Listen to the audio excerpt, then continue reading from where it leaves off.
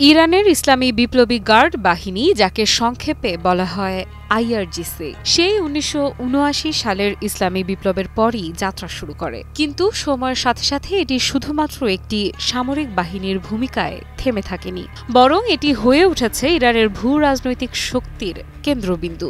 এই বাহিনীর প্রতিটি পদক্ষেপ আজ সুপার পাওয়ারদের কূটনৈতিক ক্যালকুলেশনে নতুন মাত্রা যোগ করেছে। ওয়াশিংটন থেকে তেল আবিব, রিয়াদ থেকে লন্ডন, সর্বত্র এখন একটাই প্রশ্ন, আইআরজিসি আসলে কি করতে সক্ষম? আইআরজিসি গঠিত হয়েছিল মূলত ইরানের বিপ্লবী আদর্শ রক্ষার জন্য, কিন্তু সময়ের প্রবাহে এটি পরিণত হয় একটি বহুমাত্রিক প্রতিষ্ঠানে। তারা শুধুমাত্র সেনাবাহিনী চালায় না, তাদের রয়েছে আলাদা নৌবাহিনী, বিমান শাখা, ক্ষেপণাস্ত্র ইউনিট এবং সাইবার অপারেশন ইউনিট। তাদের অধীনে রয়েছে বিশাল অর্থনৈতিক সাম্রাজ্য, নির্মাণ কোম্পানি থেকে শুরু করে তেল গ্যাস খাত পর্যন্ত।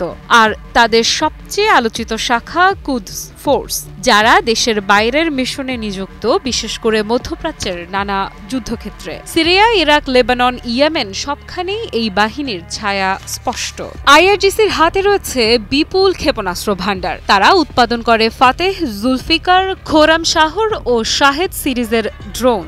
এসব অস্ত্র ইসরায়েলের জন্য যেমন হুমকি, তেমনি মার্কিন ঘাঁটিগুলোর জন্যও। আর এটাই যুক্তরাষ্ট্রের জন্য সবচেয়ে বড় দুশ্চিন্তার কারণ এই বাহিনীর উপস্থিতি ইরানকে কেবল একটি আঞ্চলিক শক্তি নয়, বরং এক প্রকার প্রতিদ্বন্দ্বী পরাশক্তিতে পরিণত করছে। ওয়াশিংটনের ধারণা, আইআরজিসির মাধ্যমে ইরান সরাসরি নয়, বরং ছায়া বাহিনী বা প্রক্সি যুদ্ধের মাধ্যমে তাদের প্রভাব বিস্তার করছে। লেবাননের হিজবুল্লাহ, ইরাকের কাতাইব হিজবুল্লাহ, ইয়েমেনের হুতি বিদ্রোহী, সবকিছুর পেছনে রয়েছে কুদস ফোর্সের প্রশিক্ষণ ও অস্ত্র সহায়তা।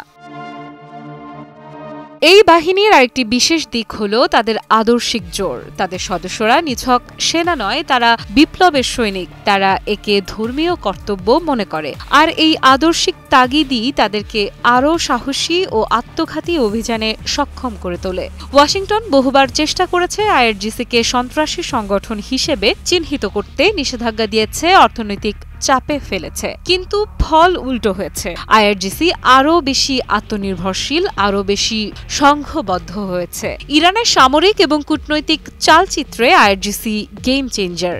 আগে যেখানে ইরান ছিল প্রতিরক্ষামুখী রাষ্ট্র, আজ তারা আক্রমণাত্মক কৌশল নিচ্ছে। এর উদাহরণ আমরা দেখেছি ইসরায়েলের সঙ্গে চলমান উত্তেজনায়। শাহেদ 136 ড্রোন ব্যবহার করে ইরান দেখিয়েছে যে তারা 1000 কিলোমিটার দূরের লক্ষ্যবস্তুতে আঘাত হানতে সক্ষম। এই ধরনের প্রযুক্তিগত অগ্রগতি যে শুধু ইসরায়েলের জন্য নয়, বরং মার্কিন ঘাঁটি ও মিত্রদের জন্য বড় হুমকি। সঠিক প্যাড আর সঠিক তথ্য দিয়ে এসো সামলে নিব এক হয়ে।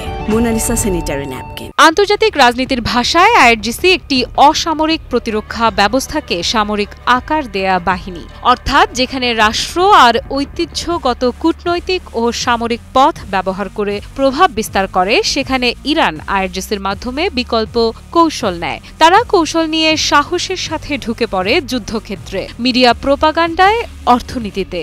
আর এই কারণেই সুপার পাওয়াররা এখন আর শুধু ইরান সরকারকে নয়, বরং আইআরজিসিকে লক্ষ্য করে তাদের কৌশল সাজায়। তবে শুধু বাহ্যিক শক্তি নয়, অভ্যন্তরীণভাবে আইআরজিসি ইরানকে একটা নতুন পরাশক্তি তৈরি করার প্রক্রিয়াও শুরু করেছে।